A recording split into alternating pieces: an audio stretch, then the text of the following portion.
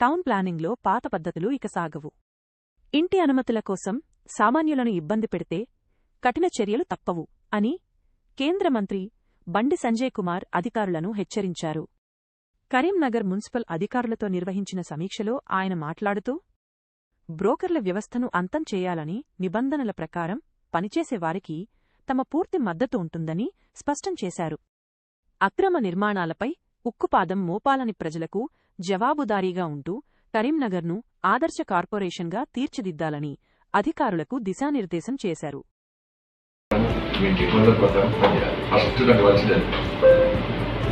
Land కొనేటప్పుడు వాడు land కొనడం ఎంత సంతోషపడుతుందో ఈ పర్మిషన్ కోసం టెన్షన్ పడుతుంది. అది పోవడానికి ఏం చేయాలో చేయడానికి కావాల్సింది. నేను వితిన్ 2 months 1 month కూడా నాకు కరీంనగర్ కార్పొరేషన్లో ఎలాంటి డబ్బులు కరప్షన్ లేకుండా పర్మిషన్స్ ఈజీగా వస్తున్నాయి. కరీంనగర్ కార్పొరేషన్ మారింది అనే మార్పు నాకు తీసుకుంటాను. ఒక కాల్ సెంటర్ పెట్టండి, టౌన్ ప్లాన్ సపరేట్ కోర్ పెట్టండి. నేను ల్యాండ్ కొనుక్కుంటే పర్మిషన్ కావాలంటే ఏం చేయాలో అడ్వైజ్ చేయడం.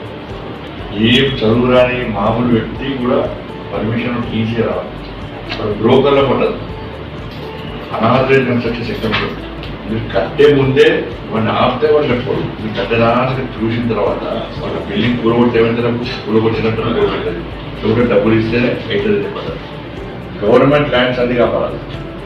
పార్క్స్ కానీ ఇవన్నీ కానీ మనం కాపాడాలి.